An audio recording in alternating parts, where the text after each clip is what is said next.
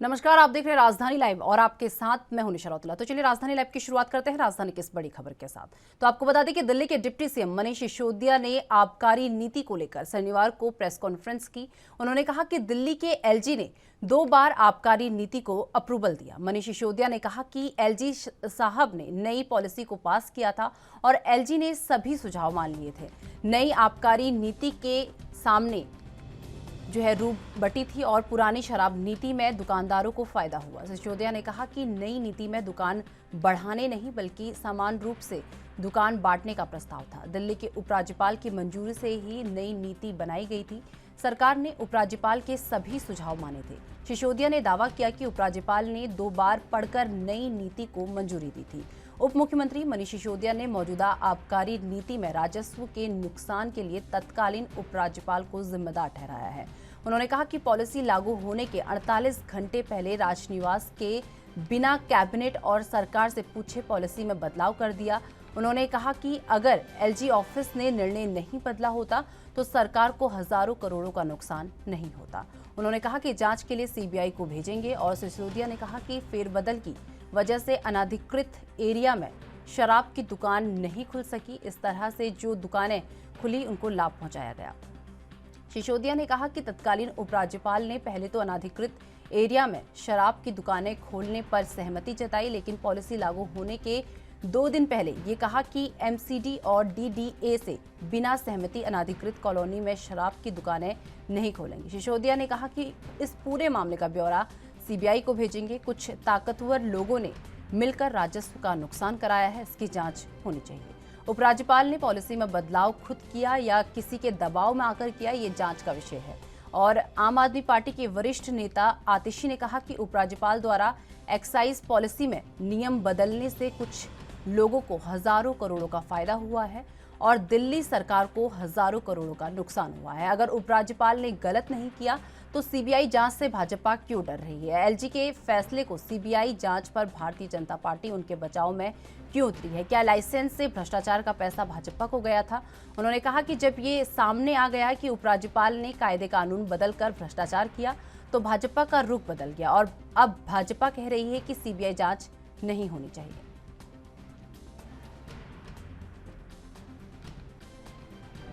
आज दिल्ली के उप मुख्यमंत्री मनीष सिसोदिया जी ने सीबीआई के डायरेक्टर को एक पत्र लिखा। उस पत्र के माध्यम से उन्होंने दिल्ली की एक्साइज पॉलिसी में माननीय एलजी महोदय द्वारा किए गए कई परिवर्तन, कई नियम कानून जो एलजी साहब लेकर आए, जिसकी वजह से दिल्ली सरकार के राजस्व को नुकसान हुआ, जिस कई लिकर स्टोर्स को, कई लाइसेंसीज को जरूरत से ज्यादा फायदा हुआ, अनड्यू बेनिफिट मिला। इस मुद्दों पर माननीय उप मुख्यमंत्री मनीष सिसोदिया जी ने सीबीआई के डायरेक्टर को पत्र लिखा और एलजी साहब के एक्शंस पर जांच की मांग करी कि किस तरह से एलजी साहब ने जो आखिरी समय पर लाइसेंस देने के बाद, पॉलिसी बनने के बाद, पूरा टेंडरिंग प्रोसेस होने के बाद जो लाइसेंसेस की टर्म्स एंड कंडीशंस में बदलाव किया, उसकी जांच की मांग करी। जैसे ही दिल्ली के उप मुख्यमंत्री मनीष सिसोदिया जी ने एलजी साहब पर सीबीआई की जांच की मांग करी, हमें तो उम्मीद थी कि भारतीय जनता पार्टी इसका स्वागत करेगी। भारतीय जनता पार्टी जो इतने दिनों से कहती आ रही है कि एक्साइज पॉलिसी में बहुत गड़बड़ी हुई है, एक्साइज पॉलिसी में कुछ लिकर वेंडर्स को, कुछ बिजनेसमैन को अनड्यू बेनिफिट मिला है, तो जब मनीष सिसोदिया जी इस अनड्यू बेनिफिट की जांच के लिए चिट्ठी लिखते हैं तो हमने तो यही सोचा था कि Bharatiya Janata party press conference करेगी, पात्रा जी टीवी पर आएंगे और कहेंगे कि हम इस जांच का स्वागत करते हैं, क्योंकि अगर कोई भी भ्रष्टाचार हुआ है तो उसकी जांच होना जरूरी है। लेकिन हुआ क्या? हुआ इसका बिल्कुल विपरीत। किस तरह के दुकानदारों को फायदा पहुंचाया और सरकार को उसकी वजह से कैसे नुकसान पहुंचाया, इसका ब्यौरा मैं आपके सामने रखना चाहता हूं। यह ब्यौरा मैंने सीबीआई को भेजा है और उनसे रिक्वेस्ट किया है कि इसकी जांच करें कि किस तरह से सरकार को नुकसान पहुंचाया गया और कुछ दुकानदारों को फायदा पहुंचाया गया। सरकार द्वारा पास पॉलिसी में फेरबदल करके, इनडायरेक्ट तरीके से फेरबदल करके, इसकी डिटेल्स मैं आपके सामने रखूंगा। पर उससे पहले नई एक्साइज पॉलिसी के बारे में थोड़ी सी कुछ बेसिक चीजें जो इस संबंध में बहुत महत्वपूर्ण है वो आपके सामने दोहरा देता हूं। वैसे आपको पता है, आपको जानकारी है कि सरकार ने 2021 में मई के महीने में नई एक्साइज पॉलिसी। तो इस खबर पर अधिक जानकारी के लिए हमारे संवाददाता राजीव तिवारी हमारे साथ जुड़ चुके हैं। राजीव, जिस तरीके से बात कर ले, एलजी ने पहले आबकारी नीति को मंजूरी दी, उसे अप्रूवल दिया और उसके बाद तुरंत बाद 2 दिन बाद उसमें बदलाव करने की बात कही, तो क्या कारण रहे कि उसमें बदलाव किए गए? देखिए, बिल्कुल सही कहा। यहाँ पर बात करें जिस तरीके से आबकारी नीति को लेकर लगातार पहले भाजपा जो थी वो दिल्ली सरकार के ऊपर आरोप लगा रही थी कि इसके अंदर बड़ी घोटाले हुए हैं, इसकी जांच होनी चाहिए। तो एलजी की बात करें, जो नए एलजी बने थे वीके सक्सेना जी, उन्होंने भी कहा था कि सीबीआई जांच होगी। इसकी सीबीआई जांच के लिए लगातार कहीं ना कहीं आदेश भी दे दिए गए सीबीआई को।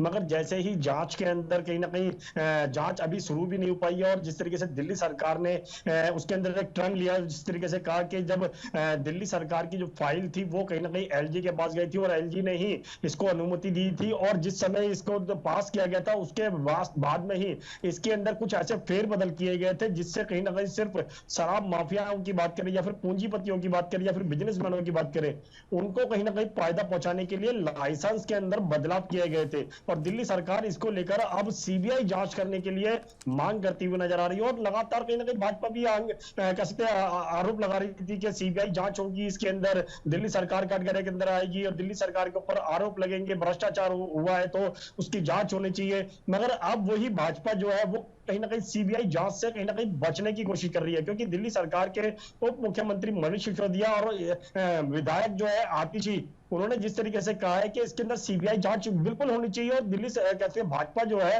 वो उसका सहयोग भी करे। मगर जिस तरीके से फाइल को कहीं ना कहीं उपराज्यपाल यानी कि अनिल बैजल के द्वारा पास किया गया था और उसके अंदर जो फेरबदल किया गया था उसके लिए कहीं ना कहीं उपराज्यपाल से भी कहते हैं जांच होनी चाहिए, उनकी भी जांच होनी चाहिए, उनसे भी पूछताछ होनी चाहिए। तो इसको लेकर कहीं ना कहीं आरोप प्रत्यारोप जरूर देखने को मिल रहा है और कहीं ना कहीं भाजपा जो है अब वो सीबीआई जांच बिल्कुल नहीं चाहती है और वो चाहती है सिर्फ दिल्ली सरकार के ऊपर जांच हो। मगर दिल्ली सरकार चाहती है कि अब उपराज्यपाल के ऊपर भी इसकी जांच होनी चाहिए और जिस तरीके से भ्रष्टाचार का नाम लिया जा रहा है कि दिल्ली सरकार ने भ्रष्टाचार किया है, मगर जिस तरीके से लाइसेंस देने के लिए कहीं ना कहीं ये कहा गया कि उपराज्यपाल ने एट ए टाइम पर यानी कि फाइल पास होने के बाद में जब बदलाव किए थे उससे कहीं ना कहीं पूंजीपतियों को फायदा देने की कोशिश की गई थी और शराब माफिया जो थे उसके लिए कहीं ना कहीं कोशिश की गई थी। जहां पर बात करें जिन इलाकों के अंदर शराब की दुकानें नहीं थी, जहां पर कहीं ना कहीं शराब की जो काला बाजारी होती थी, वहां पर भी कहीं ना कहीं कह सकते हैं आबकारी नीति के द्वारा कहीं ना कहीं शराब की दुकानें खोली गई सिर्फ उन पूंजीपतियों को फायदा देने के लिए। तो कहीं ना कहीं इसके अंदर जो बदलाव हुए उसके ऊपर तो कहीं ना कहीं सवाल जरूर खड़े होते हैं। मगर दिल्ली सरकार अब इसी को लेकर एक पत्र भी लिखने वाली है कि सीबीआई जांच बिल्कुल होनी चाहिए और सीबीआई जांच के अंदर जो उपराज्यपाल जो पहले उपराज्यपाल थे उनसे भी जांच के अंदर पूछताछ की जाए। मगर कहीं ना कहीं भाजपा जो है इस पल्ले से अब कहीं ना कहीं बस्ती को नजर आ रही है और लगातार कहीं ना कहीं सीबीआई जांच से कहीं ना कहीं जो उपराज्यपाल है अनिल बैजल उनका कहीं ना कहीं बचाव करती हुई नजर आ रही है। जी राजीव, वहीं बात कर ले जिस तरीके से दिल्ली में शराब को लेकर लगातार टकराव देखने को मिल रहा है, उसी बीच अगर बात कर ले मनीष सिसोदिया की बात कर ले तो कल उन्होंने एक प्रेस कॉन्फ्रेंस की है जिसमें उन्होंने सीबीआई जांच की मांग की है और इसके अलावा क्या क्या बातें उनके द्वारा इस प्रेस कॉन्फ्रेंस में की गई हैं? देखिए, बिल्कुल सही कहा आपने। यहाँ पर पहले बात करें मनीष सिसोदिया की, तो मनीष सिसोदिया ने बिल्कुल प्रेस कॉन्फ्रेंस के माध्यम से ये कहा कि सीबीआई जांच के लिए वो बिल्कुल तैयार है। मगर जब ये फाइल बनाई गई थी और उसके बाद में उपराज्यपाल के पास भेजी गई थी यानी कि अनिल बैजल के पास, तो उस समय ही इसके अंदर कुछ ना कुछ ऐसे बदलाव किए गए थे जिसके लिए दिल्ली सरकार तैयार नहीं थी और दिल्ली सरकार के विरुद्ध इस तरीके के बदलाव किए गए थे। तो सीधे सीधे कहीं ना कहीं दिल्ली सरकार का इशारा है कि जो बदलाव किए गए थे वो सिर्फ पूंजीपतियों के लिए करे गए थे। जिन इलाकों के अंदर शराब की तस्करी होती थी या फिर शराब की जो ब्लैक मार्केटिंग होती थी, उन इलाकों के अंदर कुछ पूंजीपतियों को ही लाइसेंस देकर सिर्फ उनके बिजनेस को फायदा देने के लिए बदलाव किए गए थे। और इस दिल्ली सरकार ये भी चाहती है कि जब सीबीआई जांच हो रही है तो कहीं ना कहीं इसके अंदर जो उपराज्यपाल थे अनिल बैजल, उनसे भी पूछताछ की जाए। मगर अब कहीं ना कहीं भाजपा जो है वो इसी को लेकर बचाव करती हुई नजर आ रही है कि उनका कहना है कि उपराज्यपाल जो थे अनिल बैजल, उनसे पूछताछ नहीं होनी चाहिए, सिर्फ दिल्ली सरकार से पूछताछ होनी चाहिए। मगर जब ये आबकारी नीति लागू की गई थी तो वही भाजपा जो है वो सड़कों पर उतरी थी और दिल्ली सरकार की इस आबकारी नीति से कहीं ना कहीं प्रदर्शन भी करती नजर आ रही थी। और ये भी कहा जा रहा था कि दिल्ली की जनता को कहीं ना कहीं शराब के अंधकार में डुबोया जा रहा है। युवाओं की बात करें तो युवाओं को कहीं ना कहीं शराब का लत आदि बनाया जाएगा, जिसके लिए कहीं ना कहीं दिल्ली सरकार जिम्मेवार है। अब दिल्ली सरकार चाहती है कि इसके अंदर जांच बिल्कुल होनी चाहिए और जिस तरीके से फाइल के अंदर बदलाव किए गए थे उसके लिए उपराज्यपाल जिम्मेवार है, उपराज्यपाल से भी पूछताछ होनी चाहिए। मगर भाजपा जो है उपराज्यपाल के बचाव के अंदर कहीं ना कहीं ये कहती हुई नजर आ रही है कि सीबीआई जांच जो है वो उपराज्यपाल से नहीं होनी चाहिए। जी राजीव, वही बात अगर कर लें आतिशी की, कर लें आप नेता आतिशी की अगर बात करें तो उन्होंने कई आरोप लगाए हैं। उन्होंने कहा कि अगर एलजी साहब जो हैं गलत नहीं है तो जो बीजेपी है वो इस सीबीआई जांच से डर क्यों रही है? देखिए, बिल्कुल सही कहा आपने। यहाँ पर बात करें आतिशी की बात करें या फिर मनीष सिसोदिया की बात करें, दोनों ही तरफों से कहीं ना कहीं दिल्ली सरकार के ऊपर हमला किया गया। और दिल्ली सरकार जो है यानी कि भाजपा जो है, दिल्ली भाजपा जो है, उनके ऊपर आरोप लगाए गए कि भाजपा जो है वो कहीं ना कहीं उपराज्यपाल का बचाव कर रही है। दिल्ली सरकार बार बार यही कह रही है कि आतिशी के द्वारा भी जो प्रेस वार्ता की गई थी कि बड़े बदलाव किए गए थे, बड़े पूंजीपतियों को फायदा देने की कोशिश की थी और जो नीति आबकारी नीति से दिल्ली सरकार को फायदा होना चाहिए था बल्कि हमें उससे नुकसान हुआ। तो कहीं ना कहीं इसके लिए भाजपा जिम्मेवार है और भाजपा को कहीं ना कहीं सीबीआई जांच के अंदर सहयोग करना चाहिए था। मगर सीबीआई जो जांच के अंदर भाजपा जो है वो सहयोग नहीं कर रही है, उपराज्यपाल का बचाव करती हुई नजर आ रही है। जी राजीव, इस पूरे मामले में सौरभ भारद्वाज का क्या कुछ कहना है? देखिए, बिल्कुल सही कहा आपने। आम आदमी पार्टी के तमाम नेताओं की बात करें, चाहे आतिशी की बात करें, सौरभ भारद्वाज की बात करें, मनीष सिसोदिया की बात करें, तमाम आरोपों के द्वारा कहीं ना कहीं भाजपा के ऊपर हमला बोला जा रहा है। और लगातार ये भी कोशिश की जा रही है, जो भाजपा लगातार अभी तक सीबीआई जांच के लिए दिल्ली सरकार को जिम्मेवार बता रही थी कि सीबीआई जांच के अंदर जो भ्रष्टाचार, जो आबकारी नीति के अंदर जो भ्रष्टाचार हुआ है उसके अंदर सीबीआई जांच होनी चाहिए और सीबीआई जांच से कहीं ना कहीं दिल्ली सरकार बच रही है। अब दिल्ली सरकार खुद चाहती है और पत्र के माध्यम से उन्होंने ये भी कहा है कि सीबीआई जांच बिल्कुल होनी चाहिए और जो भी भ्रष्टाचार इसमें किया गया है उनके ऊपर भी कार्रवाई होनी चाहिए। मगर जिस तरीके से 11 लोगों के ऊपर, अधिकारियों के ऊपर कार्रवाई हुई है तो उससे कहीं ना कहीं दिल्ली सरकार इधर मुश्किल बनी हुई है। मगर दिल्ली सरकार ने अपना बचाव करते हुए सीधा सीधा जो ठीकड़ा है वो एलजी के ऊपर डाल दिया गया और एलजी है उनसे भी पूछताछ होनी चाहिए। मगर एलजी से अभी तक पूछताछ की सिलसिला जो है वो नहीं स्टार्ट किया गया है। भाजपा सिर्फ बचाव करने की कोशिश कर रही है और दिल्ली सरकार जो कहीं ना कहीं आरोप लगा रही है कि भाजपा ने कहीं ना कहीं जिम्मेवार है और जो भ्रष्टाचार किया गया वो कहीं ना कहीं कुछ लोगों के लिए फायदा देने के लिए किया गया है, ना कि दिल्ली सरकार को जो फायदा होना चाहिए था उसके लिए। मगर दिल्ली सरकार जो है वो अब कहीं ना कहीं भाजपा के ऊपर आरोप लगा रही है। जी राजीव, वही बात कर ले एलजी की, अगर बात कर ले तो इस पूरे मामले में एलजी का कोई रिएक्शन सामने आया हो? देखिए, बिल्कुल सही कहा। यहाँ पर बात करें उपराज्यपाल की, नए उपराज्यपाल की बात करें या पुराने उपराज्यपाल की बात करें, अनिल बैजल की या फिर वीके सक्सेना की, वीके सक्सेना चाहते हैं कि इसकी सीबीआई जांच होनी चाहिए। मगर जैसे ही उनको ये अंदेशा हुआ कि इसके अंदर उपराज्यपाल, जो पुराने उपराज्यपाल थे वो भी कहीं ना कहीं इसके अंदर शामिल है, तो कहीं ना कहीं वो अभी तक बचाव करने की कोशिश कर रहे हैं और कहीं ना कहीं इस सीबीआई जांच को कहीं ना कहीं आगे बढ़ाने की बात नहीं की जा रही है। मगर आरोप प्रत्यारोप जरूर देखने को मिल रहा है। भाजपा दिल्ली सरकार के ऊपर आरोप लगा रही है, दिल्ली सरकार जो है वो भाजपा का आरोप लगा रही है। मगर उपराज्यपाल वीके सक्सेना की बात करें तो वीके सक्सेना अभी तक इस मामले के अंदर शांति बनाए हुए हैं और यानी कि आने वाले दिनों के अंदर शायद सीबीआई जांच होगी या नहीं होगी ये जरूर देखना होगा। जी तो चलिए, बहुत बहुत धन्यवाद राजीव हमारे साथ जुड़ने के लिए और ये तमाम जानकारी हमारे साथ साझा करने के लिए। तो आपको बता दें कि पंजाब के संगरूर से सांसद सिमरनजीत सिंह मान को केंद्र सरकार की तिरंगा मुहिम रास नहीं आई है। आपको बता दें कि सांसद मान ने लोगों से अपील की कि वो अपने घरों और कारोबारी संस्थानों पर केसरी झंडा लगाएं और इस पर पंजाब के सीएम भगवंत मान ने सांसद पर तंज कसा है। सीएम ने कहा कि संविधान की कसम खाने वालों को तिरंगे से दिक्कत क्यों है। वहीं अब इसको लेकर बवाल मचना शुरू हो गया है। इससे पहले सांसद सिमरनजीत मान शहीद भगत सिंह को आतंकवादी कह चुके हैं, जिसका भी सीएम भगवंत मान ने कड़ा विरोध किया है। आपको बता दें कि सांसद सिमरनजीत मान ने कहा कि केजरीवाल अपने स्टूडेंट से कट्टरवादी सोच के तहत तिरंगे झंडे की बात करते हैं। इन तानाशाही हुक्मों को सिख विद्यार्थी कैसे मंजूर करेंगे। मान ने कहा कि केसरी झंडा लगाकर अपनी आज़ादी हस्ती को कायम रखना चाहिए। तिरंगा लहराकर हमें उलझाकर हमारी अलग सोच, पहचान और आज़ादी के मकसद को कट्टरवादी सोच के अधीन करने की कोशिश की जा रही है। भगवंत मान ने कहा कि सिमरनजीत मान पर कहा कि संविधान की कसम खाते हैं और उन्हें देश का झंडा पसंद नहीं है। इस तरह का डबल स्टैंडर्ड नहीं चलेगा। ये देश हमें शहीदों और पूर्वजों ने लेकर दिया है। हमने 90 कुर्बानियां दी हैं। झंडा पसंद न कहने वालों की ये सब दुकानें हैं और पंजाब के लोगों को सुविधाएं चाहिए। इनकी दुकानों का कोई ग्राहक नहीं है।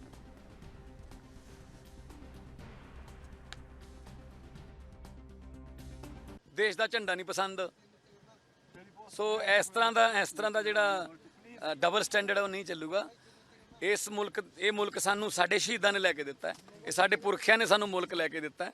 सो असी 90% कुर्बानियां दित्तियां ने ते हुण असी कहंदे जी सानू झंडा नहीं पसंद, सानू आ नहीं पसंद। ये सब इन्हां दीयां दुकानां ने ਜਿਹੜੀਆਂ ਉਹ ਖੋਲੀਆਂ ਹੋਈਆਂ। ਪੰਜਾਬ ਦੇ ਲੋਕਾਂ ਨੂੰ ਰੋਜ਼ਗਾਰ ਚਾਹੀਦਾ ਹੈ, ਪੰਜਾਬ ਦੇ ਲੋਕਾਂ ਨੂੰ ਇੰਡਸਟਰੀ ਚਾਹੀਦੀ ਹੈ, ਇੱਥੇ ਪੰਜਾਬ ਦੇ ਕਿਸਾਨਾਂ ਨੂੰ MSP ਚਾਹੀਦੀ ਹੈ, ਪੰਜਾਬ ਦੇ ਜਿਹੜੇ ਬਜ਼ੁਰਗ ਨੇ ਉਹਨਾਂ ਨੂੰ ਇਲਾਜ ਚਾਹੀਦਾ ਵਧੀਆ। ਆ ਜਿਹੜੀਆਂ ਇਹ ਦੁਕਾਨਾਂ ਖੋਲੀ ਬੈਠੇ ਨੇ, ਇਹ ਦੁਕਾਨਾਂ ਦਾ ਕੋਈ ਗਾਹਕ ਨਹੀਂ ਹੈਗਾ।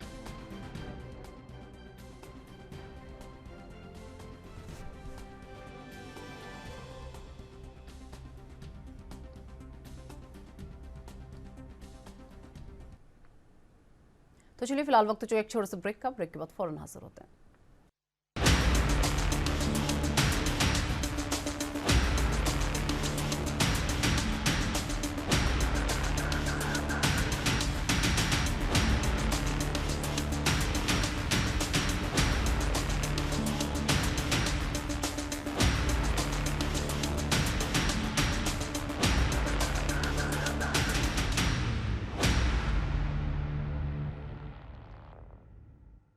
ब्रेक के बाद फिर से आपका स्वागत है। लगातार तिरंगा पर हुए विवाद को लेकर हमारे संवाददाता अमित कुमार हमारे साथ जुड़ चुके हैं। अमित, जिस तरीके से बात की जाए, संगरूर के सांसद की अगर हम बात कर ले तो सिमरनजीत मान को केंद्र सरकार की जो तिरंगा मुहिम है वो कहीं ना कहीं पसंद नहीं आती हुई नजर आ रही है। जी बिल्कुल, देखिए निशा, अगर हम बात करें तो सिमरनजीत मान शुरू से ही हम कह सकते हैं कि ये काफी ज्यादा विरोधी रहे हैं केंद्र सरकार के। पर यहाँ पे हम कह सकते हैं कि जो तिरंगे की, अगर हम कहें कि हर घर तिरंगा मुहिम शुरू की गई है, ये हमारी एकता का प्रतीक है। अगर हम कहें इसी तौर पे कि इसमें हम कह सकते हैं हर एक पॉलिटिकल पार्टी एक सुर में साथ में नजर आ रही है कि जो तिरंगा, हर घर तिरंगा है, हमारी अखंडता, हमारी एकता और हमारी सब, जैसे हम कह सकते हैं कि पूरे भारत में जितनी कुर्बानियां की उसकी एक निशानी है। तो उसके लिए हर कोई इसका समर्थन करता हुआ नजर आया। पर सिमरनजीत मान की तरफ से बकायदा इसका विरोध किया गया, उनकी तरफ से बकायदा एक ट्वीट किया गया और उसमें उन्होंने कहा गया कि हर तिरंगा ना लगाकर वो केसरी झंडा लगाने की बात करें। तो यहाँ पे कहीं ना कहीं एक डिवाइड लाने की कोशिश करते हुए नजर आ रहे हैं। इसी तौर पर हम कहें कि तिरंगे से हटकर वो एक चीज जताना चाहते हैं कि हम किसी और झंडा लगाएं, कि हम अखंडता के ऊपर बात आ जाती है। तो यही इसी चीज के, इसी मसले पर हम कह सकते हैं कि पंजाब के मुख्यमंत्री भगवंत मान उन्हें घेरते नजर आ रहे हैं। तो उन्होंने इसी तौर पर कहा कि सिमरनजीत मान डबल स्टैंडर्ड दिखाते हुए नजर आ रहे हैं। जहां एक तरफ उन्होंने देश के संविधान की शपथ ली थी, जब उन्होंने अपना as a member of parliament उन्होंने शपथ ग्रहण की थी, एज ज्वाइनिंग की थी, उन्होंने शपथ ली थी, तब उन्होंने देश के संविधान की कसम सवाल ली थी, तब भारत के झंडे के अंदर सवाल ली थी। तो उसके बावजूद उसका विरोध कैसे कर सकता है, ये बात उन्होंने सीधे तौर पे कही। इस बात में सीधे तौर पे मुख्यमंत्री उन्हें घेरकर नजर आए कि जहां पर तिरंगे का उन्हें सम्मान करना चाहिए था, जहां पे तिरंगे की जो मुहिम है इसका स्वागत करना चाहिए था, तो यहाँ पर वो इसकी सीधे तौर पे हम कह सकते हैं कि विरोध करते हुए नजर आ रहे हैं। उस विरोध को लेकर हम कह सकते हैं कि उनको काफी ज्यादा घेरा जा रहा है। अब देखना होगा कि क्या वो अपने स्टेटमेंट को वापस लेते हैं या फिर नहीं। अमित, वही बात की जाए, जिस तरीके से केंद्र की पहल जो है सिमरनजीत मान को कहीं ना कहीं राज नहीं आ रही, तो क्या कारण है इसके पीछे? क्यों वो लोगों से केसरी झंडा लगाने की अपील यहाँ पर कर रहे हैं? देखिए, केसरी झंडा लगाने की अगर हम कहें कि वो अपील इसलिए की जा रही है, वो कह रहे हैं कि जो अखंडता की ऊपर बात है, उन्होंने ये कहा कि घर घर केसरी झंडा लगा के, तिरंगा लगा के एक हम सबको एक आइडियोलॉजी में लाने की कोशिश कर रहे हैं। केंद्र सरकार सिंगल माइंडसेट, सिंगल आइडियोलॉजी लाने की वो कोशिश कर रहे हैं और इसके विरोध में वो कह रहे हैं कि हम केसरी झंडा लगाए। वो ये उनका मानना है कि केसरी झंडा लगा के अपनी इंडिविजुअलिटी हम दिखा पाएंगे। पर सवाल यही बात है कि इसमें इंडिविजुअलिटी की बात कहाँ से आती है? यहाँ पे हम कह रहे हैं कि हमने अपने शहीदों के सपोर्ट में, जो हमारे लगभग कह सकते हैं पंजाब से मानने का कि 90% अगर उनके आजादी के लिए शहादत पंजाब से गई है, तो उसमें कहीं न कहीं उन्होंने बोला कि झंडा लगा के हम उन कुर्बानियों को, हम अपने शहीदों को याद कर रहे हैं। तो ऐसे में केसरी झंडा लगाकर, तिरंगा ना लगा के केसरी झंडा लगा के डिवाइड का मैसेज क्यों भेजा जा रहा है? जी। अमित, वहीं बात कर लें सीएम भगवंत मान की, अगर बात कर लें तो उन्होंने कहा कि संविधान की शपथ लेकर अब तिरंगे से जो है दिक्कत क्यों हो रही है? जी, यही सवाल बार-बार खड़ा है कि देखिए, तिरंगे के अंडर अगर मैं संविधान के अंदर उन्होंने शपथ ली, जब वो मेंबर ऑफ पार्लियामेंट बने, उन्होंने जाके संविधान की शपथ ली है। ज़रूर से हम शुरू से कह सकते हैं कि सिमरजीत मान शुरू से ही इसका विरोध करते नज़र आए। यहाँ तक कि हम कह सकते हैं कि कुछ समय पहले आपको याद हो कि उन्होंने खुद भगवत मान को आतंकवादी का भी स्टेटमेंट दिया था। तो उस उन सभी स्टेटमेंट्स में हम कह सकते हैं कि हमारे शहीदों को, उन्होंने उनकी शहीदों की कुर्बानियों को नकारा। तो उन सब चीज़ों को देखते हुए हम कह सकते हैं कि बार-बार उन्हें दूसरी अपोज़िशन घेरती हुई नज़र आ रही है कि आखिर क्यों? देखिए, सिर्फ ऑपोजिशन नहीं, खुद पंजाब सरकार में खुद भगवत मान शहीद भगत सिंह को अपना आइडल मानते हैं, उनके नक्शे कदमों पे चलते हैं। तो उनके आइडल पे जो स्टेटमेंट उन्होंने कहा था कि जो स्टेटमेंट दी जा रही है वो बहुत ज़्यादा गलत है और इस हिसाब से कहीं न कहीं सिमरजीत मान डिवाइड करने का काम कर रहे हैं। अगर हम कहें, उनकी तरफ से एक बात बार-बार हाइलाइट की जा रही है कि जो कदम उठाए जा रहे हैं, जो स्टेटमेंट दी जा रही है, वो अखंडता के लिए अच्छे नहीं है। वो सिर्फ और सिर्फ आपसी लड़ाई को प्रमोट कर रहे हैं। जी। तो आपको बता दें कि पंजाब के संगरूर में सांसद सिमरजीत मान को केंद्र सरकार की तिरंगा मुहिम राज नहीं आ रही है और सांसद मान ने लोगों से अपील की कि अपने घरों और कारोबारी संस्थानों पर केसरी झंडा लगाएं। इस पर पंजाब के सीएम भगवंत मान ने सांसद पर तंज कसाया और सीएम ने कहा कि संविधान की कसम खाने वालों को अब तिरंगे से दिक्कत क्यों है। वहीं अब इसको लेकर बवाल मचना शुरू हो गया है। इससे पहले सांसद सिमरजीत मान शहीद भगत सिंह को आतंकवादी भी कह चुके हैं, जिसका भी सीएम भगवंत मान ने कड़ा विरोध किया था। सांसद सिमरजीत मान ने कहा कि केजरीवाल अपने स्टूडेंट्स से कट्टरवादी सोच के तहत तिरंगा झंडे की बात करते हैं।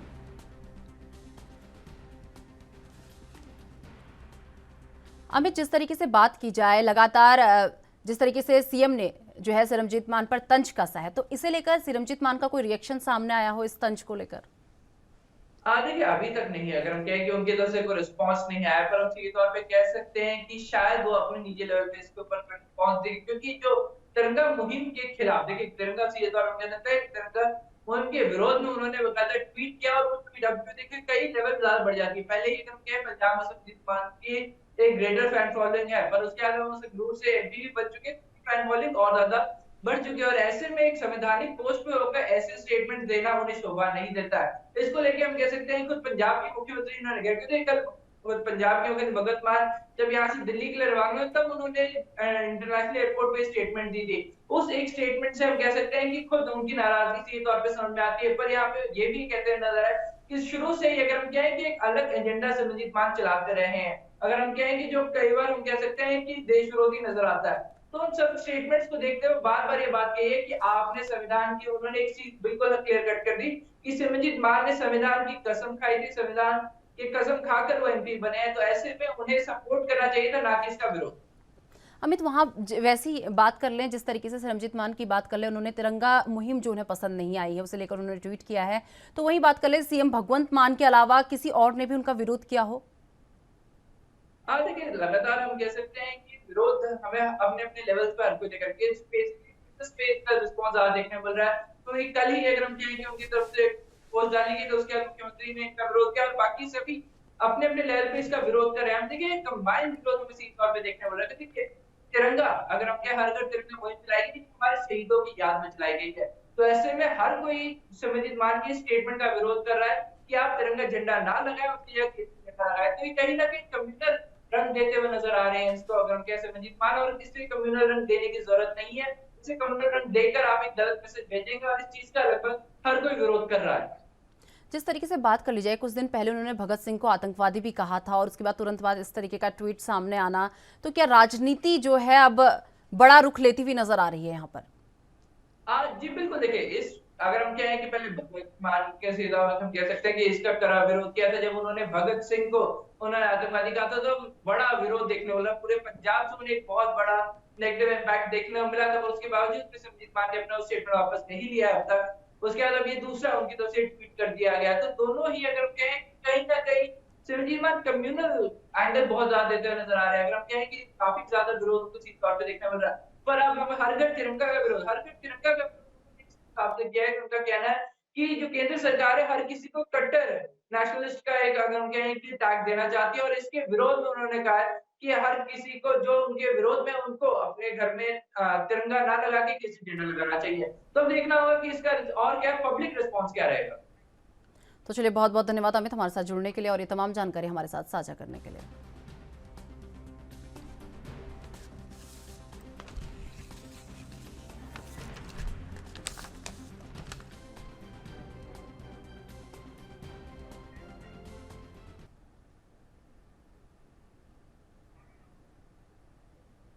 हिमाचल सचिवालय के बाहर विशाल प्रदर्शन के बाद बागवान जेल भरो आंदोलन की तैयारी में जुट गए हैं। संयुक्त किसान मंच के बैनर तले 8 अगस्त को ब्लॉक स्तर पर बैठकें कर जेल भरो आंदोलन की रूपरेखा तय की जाएगी। आपको बता दें कि संयुक्त किसान मंच की शिमला में देर रात तक चली बैठक में निर्णय लिया गया और 10 दिन में मांगें पूरी नहीं होने की सूरत में बागवान गिरफ्तारियां देकर आंदोलन को उग्र करेंगे। आपको बता दें कि बीते कल के प्रदर्शन के दौरान बागवानों की मुख्य सचिव आरडी धीमान के साथ बैठक हुई है। इसमें सरकार ने मांगें पूरा करने के लिए 10 दिन का समय मांगा है। हालांकि मुख्य सचिव ने सैद्धांतिक तौर पर कुछ मांगें जरूर मान ली हैं, लेकिन ज्यादातर मांगों पर अभी भी सहमति नहीं बन पाई है।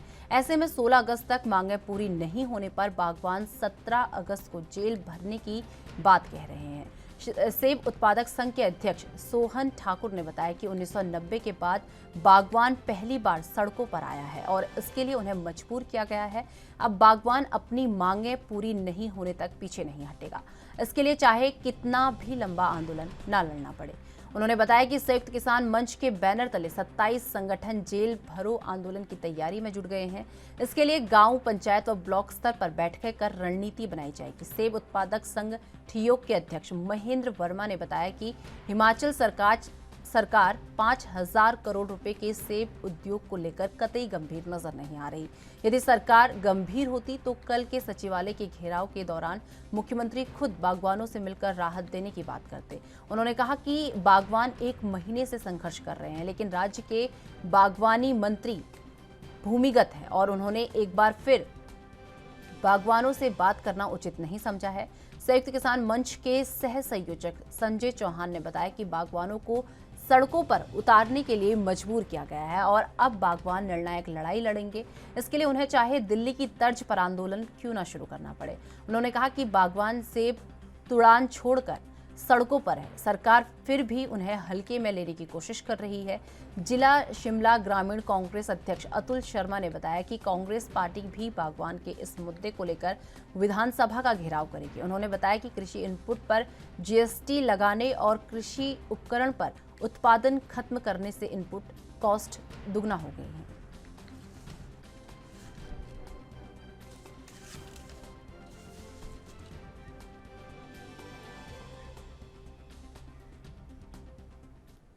तो इस खबर पर अधिक जानकारी के लिए हमारे साथ हमारी ब्यूरो चीफ टीना ठाकुर जी हमारे साथ जुड़ चुकी है। टीना जी, जिस तरीके से बात की जाए बागवानों की मांग को लेकर अगर बात कर लें तो अब वो जेल भरो आंदोलन की तैयारी में जुट गए हैं, तो इसे लेकर क्या कुछ अपडेट अभी तक आपको मिल पा रहा है? बिल्कुल सही बात है, क्योंकि अभी 10 दिनों का अल्टीमेटम बागवानों ने सरकार को दे रखा है। मुख्य सचिव के साथ पिछले कल एक बैठक भी बागवानों के प्रतिनिधिमंडल की हुई थी, लेकिन उसमें कोई हल नहीं निकल पाया। कुछ एक मांगे मानी गई, लेकिन जो 20 सूत्रीय मांग पत्र बागवानों ने सौंपा है उसके ऊपर कोई ठोस कदम उठाने को भी सरकार ने कोई हामी नहीं भरी है। तो ऐसे में जो है बागवानों ने जो है अभी 10 दिनों का अल्टीमेटम सरकार को दिया है। 15 अगस्त को वो अल्टीमेटम पूरा होगा और 16 को एक रणनीति बड़ी तैयार करने के बाद 17 अगस्त को जो है बागवान फिर से एक बार सड़कों पर उतरेगा और जेल भरो आंदोलन की जो रूपरेखा है उसकी जो तैयारी है वो अभी से कर रहा है।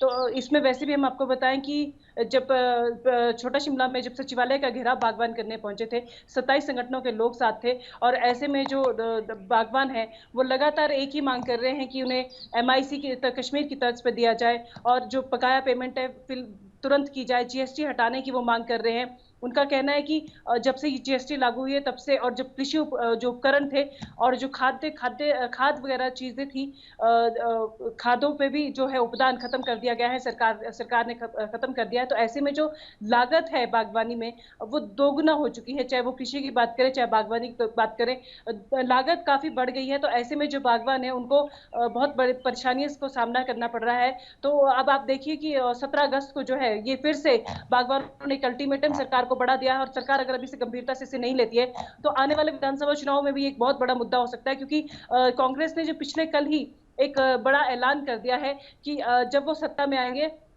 तो बागवानों को और कृषि किसानों को जो राहत देने के लिए एक बागवानी और कृषि आयोग का एक गठन करेगी कांग्रेस, और उसमें जो है तुरंत 6 महीनों के अंदर जो है ये जो पूरी समस्या भी बागवानों को झेलनी पड़ रही है उस पर चर्चा होगी, और उस पर जो एक ठोस जो पुख्ता है जो नीति बनाई जाएगी, और जो भी बागवान लगातार मांग कर रहे हैं उन मांगों को उसमें तुरंत शामिल किया जाएगा, और बागवानों को और किसानों को हिमाचल में एक बड़ी राहत प्रदान की जाएगी, ऐसा कांग्रेस का दावा है। जी टीना जी, वहीं बात कर ले, जिस तरीके से बागवानों का प्रदर्शन भी देखने को मिला है, तो किसने इसका नेतृत्व किया था इस प्रदर्शन का, एक बार इसे लेकर पूरी अपडेट। जी देखिए, बहुत बड़ा एक प्रदर्शन था, संयुक्त किसान मोर्चा के तले ये एक प्रदर्शन था, लेकिन नेतृत्व की बात करें इसमें नेतृत्व किसी ने नहीं किया, ये एक संयुक्त तौर पर निकाला गया था। इसमें पहले ही कहा गया था कि किसी को भी जो बागवान है वो एक साझा मंच के तले सारे इकट्ठा हो रहे हैं, लेकिन कोई भी इस पॉलिटिकल पार्टी का किसी को माइलेज नहीं मिलेगा। इसमें अगर आप देखेंगे कि कांग्रेस के विधायक थे, रोहित ठाकुर थे और मोहन लाल ब्राक्टा थे, और उसी तरह कांग्रेस शिमला ग्रामीण के जो अध्यक्ष हैं अतुल शर्मा इसमें शामिल थे। इस दूसरी तरफ संयुक्त किसान मोर्चा के जो अध्यक्ष हैं वो शामिल थे, माकपा के जो विधायक थे राकेश सिंघा वो इसमें शामिल थे, लेकिन एक संयुक्त तौर पर सभी ने एक रैली निकाली थी। इसमें किसी ने नेतृत्व नहीं किया था, इवन यहाँ तक कि जो युवा थे, युवाओं ने जो है इसका प्रतिनिधित्व किया। युवा जो बागवान है, जो सच में जो दिक्कतें झेल रहे हैं, उन्होंने साफ तौर पर जो राजनीति से संबंध रखने वाले लोग हैं उनको पीछे रखा, और खुद जो इसका जो लीड ली और कहा कि हम लोग किसी भी राजनीतिक दल के जो कठपुतली नहीं बनना चाहते, हमें सिर्फ हमारी समस्या का समाधान चाहिए। अगर ये सरकार समय रहते हमारी समस्या का समाधान कर देती है तो हम इस सरकार को भी समर्थन देंगे, और इस सरकार की जो है सरकार का आभार जताएंगे। जिस तरह हम अभी सड़कों पर उतर के धरना प्रदर्शन कर रहे हैं, उस तरह हम आकर बड़ी संख्या में आकर सरकार का जो है आभार व्यक्त करेंगे। लेकिन सिर्फ किसानों और बागवानों में एक रोष यही था कि मुख्यमंत्री खुद उनसे मिलने नहीं आए, उनको कोई आश्वासन मुख्यमंत्री की तरफ से नहीं मिला। दूसरा, जो बागवानी मंत्री है वो अभी तक इस पर पूरे परिदृश्य से गायब है, उनकी तरफ से किसी बागवानों के प्रतिनिधिमंडल को नहीं बुलाया गया, उनकी तरफ से कोई बयान जारी नहीं किया गया। तो ऐसे में जो बागवान है वो अपनी जो मांगों के साथ साथ ये जो दो बड़े जो रवैये थे सरकार के, इससे काफी खफा नजर आ रहे हैं, और उनका कहना है कि हम लोग अभी नहीं कहेंगे कि हम लोग किसको समर्थन देंगे आने वाले विधानसभा चुनाव में, लेकिन ये जरूर है कि अगर सरकार का यही रुख रहता है तो भाजपा को जो है बड़ी तौर पे जो है नाराजगी जो झेलनी पड़ सकती है, क्योंकि सीधे सीधे 20 विधानसभा क्षेत्र ऐसे हैं जिसमें जो बागवानी जिनका आजीविका का साधन है, जहां पे लोगों का। जिस तरीके से प्रदर्शन की बात की जाए, उसके बाद एक बैठक भी हुई है, तो इस बैठक में क्या कुछ अहम रहा?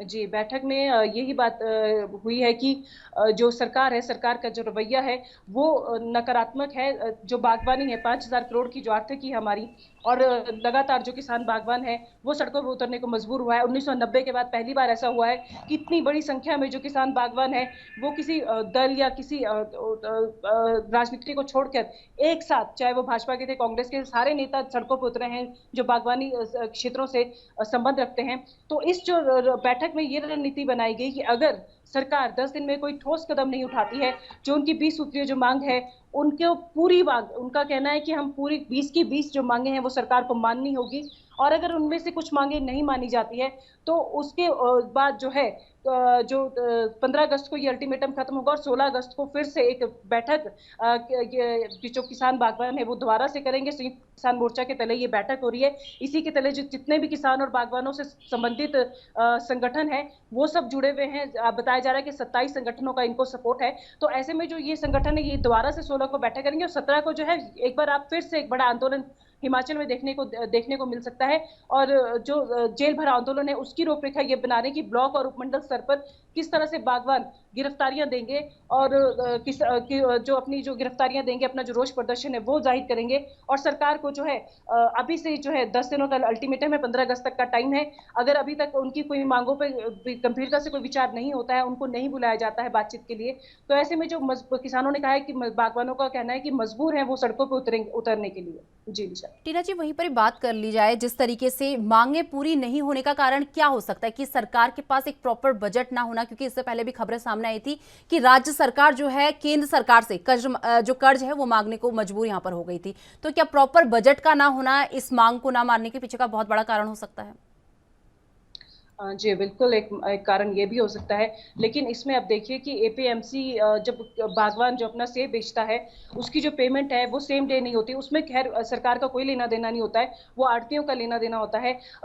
लेकिन एपीएमसी में जो अपना जो सेब भेजा जाता है उसकी जो पेमेंट्स है वो 4-4, 5-5 साल हो जाता है बागवानों को मिलने में। एपीएमसी का जो संपर्क है वो सरकार के नियंत्रण में है। तो ऐसे में बागवानों का कहना है एपीएमसी का जो है वो सख्ती से उसमें ये प्रक्रिया लागू की जाए कि सेम डे पेमेंट करवाई जाए, क्योंकि बागवान किसानों का ये पूरे साल की मेहनत होती है। और ऐसे में अगर 4-4 साल बकाया राशि को देने में लग जाएंगे तो किसानों और बागवानों को बड़ी संख्या में भारी जो है परेशानी उठानी पड़ती है। और जो बागवानी से संबंधित जो चीजें हैं वो लेने के लिए उन्हें लगातार सरकार की तरफ देखना पड़ता है। और दूसरी तरफ जो खाद उपदान खत्म कर दिया गया है, तो ऐसे में जो फर्टिलाइजर्स है, जो कीड़े और अन्य चीजों के लिए जो किसान बागवान अपने खेतों में यूज करते हैं, अपने बगीचों में यूज करते हैं, वो इस्तेमाल नहीं कर पा रहे हैं। ऐसे में उनकी पहुंच से वो दूर हो गया है। तो ऐसे में उनका कहना है कि सरकार को इस पर ध्यान देना चाहिए। हालांकि सरकार का कहना है कि हम लोग प्राकृतिक खेती की तरफ जा रहे हैं, लोगों को खाद का इस्तेमाल कम करने के लिए हमने ये जो उपदान है वो खत्म किया था, ताकि लोग जो प्राकृतिक खेती की ओर ज्यादा मुड़े, खादों का इस्तेमाल ना करें। लेकिन इसका जो विपरीत असर है वो देखने को मिल रहा है और किसान बागवान बिल्कुल सुनने के लिए तैयार नहीं है। और दूसरी तरफ सरकार का ये भी कहना है कि अभी एमआईसी जो तर्ज जिस कश्मीर की तर्ज पे जो हिमाचल में जो मांग बागवान कर रहा है वो संभव नहीं है, क्योंकि 3 ग्रेड में उसमें 3 ग्रेडिंग होनी है और 3 ग्रेडिंग में उससे सेब बिकना है। तो ऐसे में ये अभी पॉसिबल नहीं है। लेकिन सरकार इस पर विचार कर रही है कि किस तरह इसको लागू किया जा सकता है, इस पर मंथन किया जा रहा है। सरकार का कहना है कि ऐसा नहीं है कि उनकी मंशा नहीं है ये लागू करने की, लेकिन फिर भी विचार पूरा किया जा रहा है कि इन जो चीजें हैं जो बागवान लगातार मांग रहे हैं उनको कैसे किया जाए। हालांकि जीएसटी की जो बात है, जीएसटी एक तो बागवानों ने ये मांग की है कि जीएसटी को जो वापस लौटाने की जो शर्त है जो 6% वो काफी जटिल सरकार ने रखी है, उसको सरल किया जाए। दूसरा, अगर संभव है तो सरकार जो जीएसटी है वो कार्टन और ट्रे पर खत्म करे, क्योंकि जो 5,000 करोड़ की आर्थिक है हिमाचल में, उसमें सीधा जो असर इससे जो है बागवानी में लागत बहुत ज्यादा बढ़ गई है इस साल अगर आप देखेंगे, और उस हिसाब से जो बागवानों का सेब है वो नहीं बिक पा रहा है। तो ऐसे में जो किसान बागवान है उनका सिर्फ ये कहना है कि हम 20 सूत्री मांग से नीचे नहीं उतरेंगे, हमारी ये मांगी मानी जाए। लेकिन सरकार जो है वो स्थिति में अभी नजर नहीं आ रही है कि वो सारी की सारी मांगे इस वक्त मान ले। टीना जी, वहीं अगर बात कर ली जाए कांग्रेस की, हम बात कर ले तो जिस तरीके से कांग्रेस को देखा गया है कि बार बार वो जनता के मुद्दों को उठाती हुई नजर आती है, लेकिन वहीं अगर कांग्रेस की बात की जाए तो इस पूरे मामले में क्या कांग्रेस कहीं हस्तक्षेप करती हुई नजर आ रही हो? बिल्कुल बिल्कुल, आपको पहले भी बताया था कि कांग्रेस लगातार कह रही है कि हम समर्थन दे रहे हैं। बेशक वो आने वाले विधानसभा चुनाव उसके पीछे एक बड़ा कारण हो सकते हैं, क्योंकि बागवानों के साथ खुद कांग्रेस के नेता जो है सड़कों पे उतरे और सबने बागवानों की एक शर्त थी कि जो भी सड़कों पे हमारे साथ उतरेगा वो किसी पॉलिटिकल पार्टी का एजेंडा नहीं लेकर आएगा, ना ही स्लोगन आउट होंगे, ना ही कोई तख्ती इस तरह की उठाएगा। तो कांग्रेस और माकपा और आम आदमी पार्टी तीनों ने किसानों बागवानों की बात मानी और सड़कों पर उतरे, और भाजपा के भी कुछ लोग उनमें शामिल थे। तो जो इस तरह से आप देखेंगे कि जो कांग्रेस है, कांग्रेस ने एक बड़ा ऐलान पिछले कल कर दिया है कि सत्ता में आते ही वो विद इन 6 महीने एक किसान बागवान का एक जो कमीशन है उसका गठन करेगी, ताकि जो किसानों और बागवानों को जो बड़ी समस्या पेश आ रही है उसको तुरंत उसका समाधान किया जा सके। और जो अगला सेब सीजन है, कांग्रेस का दावा है कि जो अगला सेब सीजन है उसमें जो ये अभी तमाम दिक्कतें जो बागवानों को झेलनी पड़ रही है, अगर सत्ता में कांग्रेस होगी तो ऐसी कोई भी दिक्कत जो है बागवानों को नहीं झेलनी पड़ेगी। तमाम जो शर्तें हैं, तमाम जो बागवानों की जो मांगे हैं वो कांग्रेस सत्ता में आते ही उनको तुरंत उस पर अमल करेगी और उनको मांगेगी। तो चलिए, बहुत बहुत धन्यवाद टीना जी हमारे साथ जुड़ने के लिए और ये तमाम जानकारी हमारे साथ साझा करने के लिए। तो आपको बता दें कि मुख्यमंत्री भूपेश बघेल की मंशा के अनुरूप राज्य एवं जिला स्तर पर उत्कृष्ट गौठानों को 15 अगस्त स्वतंत्रता दिवस समारोह में पुरस्कृत एवं सम्मानित किया जाएगा। इसके लिए कृषि विभाग द्वारा उत्कृष्ट गौठानों के चयन की प्रक्रिया शुरू कर दी गई है। राज्य के 3 सर्वश्रेष्ठ गौठानों को राज्य स्तरीय स्वतंत्रता दिवस समारोह में 50-50 हजार रुपये का पुरस्कार और प्रत्येक जिले के एक उत्कृष्ट गौठानों को 25-25 हजार रुपये का पुरस्कार जिला स्तरीय समारोह में प्रदान किया जाएगा। समारोह में उत्कृष्ट गौठान से संबंधित ग्राम पंचायत के सरपंच और गौठान समिति के अध्यक्ष को मुख्य अतिथि द्वारा शॉल और श्रीफल प्रतीक चिन्ह और भेंट कर सम्मानित किया जाएगा। और इसी के साथ आपको बता दें कि उत्कृष्ट गौठानों को पुरस्कृत करने हेतु 10 लाख रुपए का अनुमोदन गोधन न्याय मिशन की बैठक में किया जा चुका है। कृषि विभाग ने उत्कृष्ट गौठानों के चयन के लिए बुनियादी ढांचा, गोबर क्रय एवं कंपोस्ट उत्पादन, विविध आजीविका एवं स्वावलंबन को आधार मानते हुए इसके लिए कुल 100 अंक निर्धारित किए हैं। और बुनियादी ढांचे के अंतर्गत गौठानों में पानी, विद्युत शेड, कोटना निर्माण, सोलर पंप, फेसिंग सहित जियो टैगिंग के लिए अधिकतम 7 अंक निर्धारित किया गया है। गौठानों में गोबर क्रय एवं कंपोस्ट उत्पादन के अंतर्गत गोबर की सक्रिय खरीदी, मात्रा, सक्रिय गोबर विक्रेता, वर्मी टांकों की उपलब्धता और गोबर से कंपोस्ट रूपांतरण का अनुपात, उत्पादन के विरुद्ध वर्मी कंपोस्ट का विक्रय और मानक नमूनों के प्रतिशत के लिए अधिकतम 71 अंक निर्धारित किए गए हैं। जबकि गौठानों में आजीविका मूल गतिविधियों और महिला समूह के प्रति सदस्य की औसत आय पर अधिकतम 12 अंक स्वावलंबी गौठानों द्वारा गोबर क्रय हेतु किए गए हैं। और भुगतान की किस्त संख्या के लिए अधिकतम 10 अंक निर्धारित किए गए हैं। और उत्कृष्ट गौठान चयन के लिए जिला एवं जिला राज्य स्तर पर समिति गठित की गई है, जिसके द्वारा उत्कृष्ट गौठानों का चयन गोधन न्याय योजना के प्रविष्टि आंकड़ों के आधार पर निर्धारित मापदंड के अनुरूप करके निरीक्षण और मूल्यांकन किया जाएगा। जिला स्तर पर एक गौठान को पुरस्कृत करने हेतु प्रत्येक विकासखंड स्तर से एक उत्कृष्ट गौठान में से 2 उत्कृष्ट गौठानों का चयन किया गया है। जिला स्तरीय समिति द्वारा निरीक्षण और मूल्यांकन कर पुरस्कृत किया जाएगा। और जिला स्तर पर चयनित उत्कृष्ट गौठान का राज्य स्तर पर चयन होने की स्थिति में जिला स्तर पर द्वितीय स्थान प्राप्त करने वाले उत्कृष्ट गौठान जिला स्तरीय पुरस्कार के लिए पात्र होंगे। और राज्य स्तर पर 3 गौठानों को पुरस्कृत करने के लिए जिला स्तर पर चयनित 2 उत्कृष्ट गौठानों के नाम को कलेक्टर के अनुमोदन से पारित किया गया। तो फिलहाल वक्त हो चुका है एक छोटे से ब्रेक का। ब्रेक के बाद फौरन हाजिर होते हैं।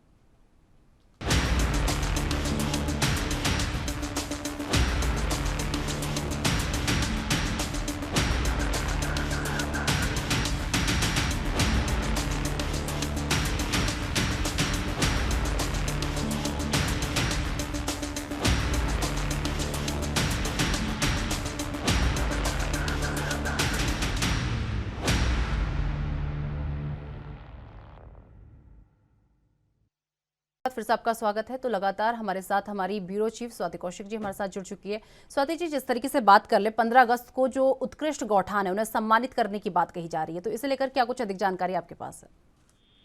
जी निशा, देखिए ये जो पूरी योजना है ये गौठानों को सम्मानित करने वाली, ये कहीं ना कहीं मवेशी पालक जो है, गौठान समिति जो है, महिला स्व सहायता समूह जो है, उनको एक प्रोत्साहन के तौर पर ये पूरा कार्यक्रम जो है ये आयोजित किया जा रहा है। तो इसमें जब राज्य स्तरीय की बात करेंगे तब राज्य स्तरीय में प्रथम, द्वितीय और तृतीय जो 3 पुरस्कार हैं वो दिए जाने हैं।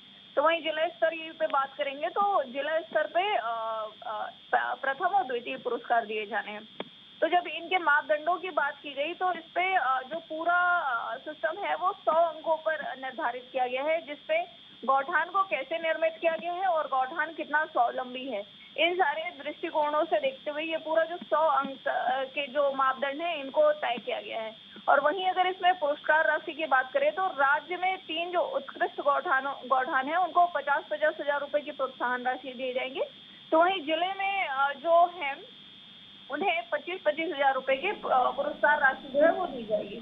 तो ये जो पूरा सिस्टम है इसमें कितने गोबर बिके हैं, कितने वर्मी कंपोस्ट बनाए गए हैं, किस क्वालिटी में पूरा गौठान को निर्मित किया गया है, क्या वहाँ पर सोलर पंप और फेंसिंग जैसी जो चीजें बनाई जाती हैं, पानी की क्या व्यवस्था है, विद्युत की क्या व्यवस्था है, शेड कैसे बनाए गए हैं, और पूरा तो मवेशियों के जो फूड अरेंजमेंट्स होते हैं उनको कैसे कर रहे हैं, इन सारी चीजों पर ये जो पूरा अंक है 71 अंक उस पे निर्धारित किया गया है।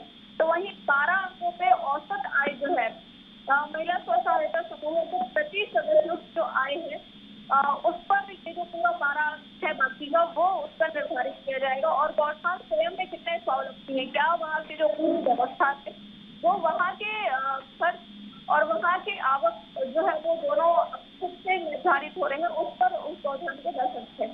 तो ये पूरे पैरामीटर्स को ध्यान रखते हुए आज की 7 तारीख है, आज आखिरी दिन है, लोग इस पर रजिस्टर कर पाए। तो ये पूरी जो एक चयन प्रक्रिया है उस चयन प्रक्रिया के आधार पर गौठानों को सम्मानित किया जाने वाला है। आने वाले जो 15 अगस्त को जो आज़ादी का जो महोत्सव प्रदेश स्तर पर भी और जिला स्तर पर भी जो आयोजित किया गया है वहाँ पर ये जो पूरे पैरामीटर्स है उसके अकॉर्डिंगली उसके हिसाब से जो गौठान सही उस पर फिट बैठेंगे उनको पहला जो सम्मान है वो दिया जाएगा। जी स्वाति जी, वहीं बात कर ली जाए जिस तरीके से 15 अगस्त को इस सम्मान समारोह का आयोजन किया जाना है, तो कौन कौन इसमें शामिल हो सकते हैं? देखिए, जिला स्तर पर तो जो जिले के जो मंत्री होते हैं वो रहेंगे। प्रदेश स्तर पर बात की जाए तो मुख्यमंत्री जो है वो 15 अगस्त को राजधानी के पुलिस परेड ग्राउंड में ध्वजारोहण करेंगे, वो इस पूरे कार्यक्रम में सम्मिलित होंगे।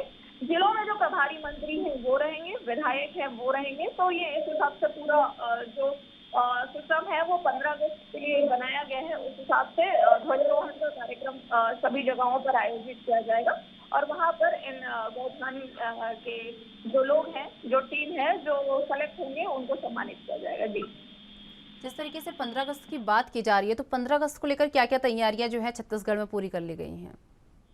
देखिए, 15 अगस्त की हम बात करें तो कल ही हमने इस पर बहुत विस्तृत चर्चा की थी कि अभी प्रदेश में चारों तरफ बीमारियों का कहर जो है वो दिख रहा है। कहीं कोरोना का कहर दिख रहा है, कहीं स्वाइन फ्लू का कहर दिख रहा है, तो कहीं और मौसमी जो है, क्योंकि अभी प्रदेश में अलर्ट की स्थिति में है नेक्स्ट 72 आवर्स के लिए। तो प्रदेश में अगर हम बात करें 15 अगस्त की तैयारियों को लेकर तो जितने परेड ग्राउंड में प्रदेश में जहाँ पे ध्वजारोहण होना है तो वहाँ पर जो परेड की सलामी वाली जो चीजें हैं वो तो होती हैं, लेकिन जो सांस्कृतिक कार्यक्रम से जुड़ी चीजें हैं वो बाधित होंगी। इस वर्ष पहले 2 वर्ष की जो बाधित थी कोरोना को लेकर, इस साल जो चीजें समाप्त हुई है, लेकिन फिर भी प्रदेश कोरोना का स्तर अभी भी बढ़ता हुआ दिखाई दे रहा है। बाकी स्वाइन फ्लू जैसी बीमारियां भी अपने पैर पसारते हुए दिख रही है। तो इस सिचुएशन में अभी इन चीजों को किया जा रहा है। तो सांस्कृतिक कार्यक्रम जो है उस पर लेकिन ध्वजारोहण का कार्यक्रम और परेड की सलामी जो है वो विगत वर्ष के अनुसार इस साल भी की जाएगी। चलिए, बहुत बहुत धन्यवाद स्वाति जी हमारे साथ जुड़ने के लिए और ये तमाम जानकारी हमारे साथ साझा करने के लिए।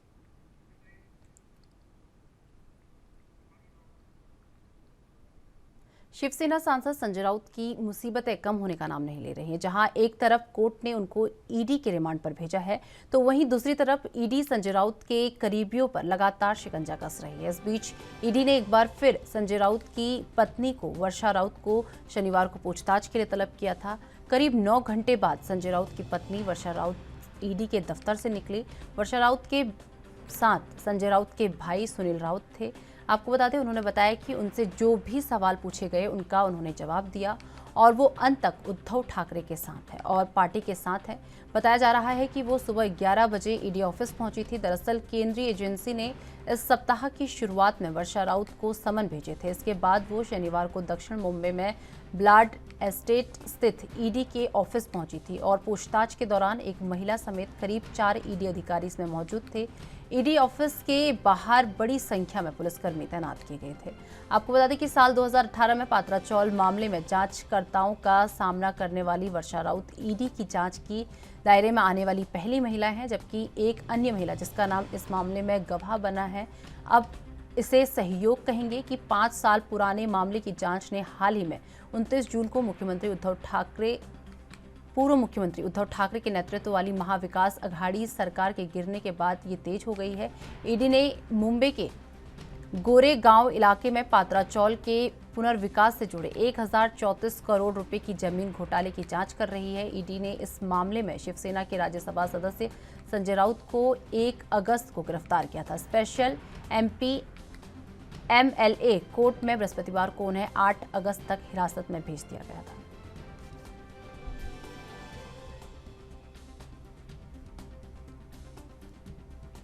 तो आपको बता दें कि संजय राउत की जो मुश्किलें हैं वो कम होने का नाम नहीं ले रही। लगातार उनकी मुश्किलें बढ़ती जा रही हैं। जिस तरीके से कुछ दिन पहले ईडी ने उनकी जो रिमांड है, ईडी की रिमांड में उन्हें भेजा गया था। 8 अगस्त तक उन्हें ईडी की रिमांड में भेजा गया है। और उसी के साथ अगर बात कर लें उनकी पत्नी की, अगर बात कर लें तो वर्षा राउत से कल जो है 9 घंटे पूछताछ हुई है।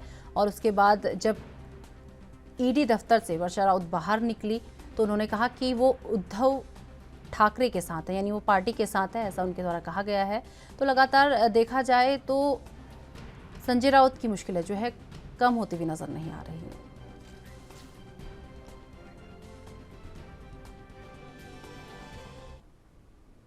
तो फिलहाल मेरे साथ राजधानी लाइव में बस इतना ही। देश दुनिया की तमाम बड़ी खबरों के लिए देखते रहिए ANB न्यूज़। नमस्कार।